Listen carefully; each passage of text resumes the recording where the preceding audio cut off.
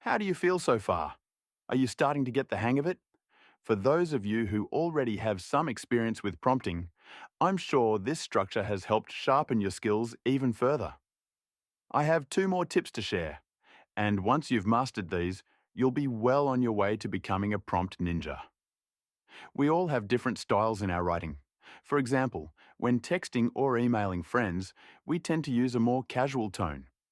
But when communicating with our bosses or executives, our tone becomes more professional. This next prompt technique, which happens to be my personal favorite, will help you tailor the tone of the AI's response to fit the audience you're addressing. Let's try it out with a simple example. Explain to me the duties of the President of the USA as if I'm a 6-year-old. Now, let's change the audience. Explain the same duties as if I'm a lawyer. Notice how the AI adjusted the tone and language to fit the different audiences. The words and style changed to make the explanation appropriate for a child in one case and a lawyer in another. Let's take this one step further by creating a new chat specifically for this purpose. Name it My Persona.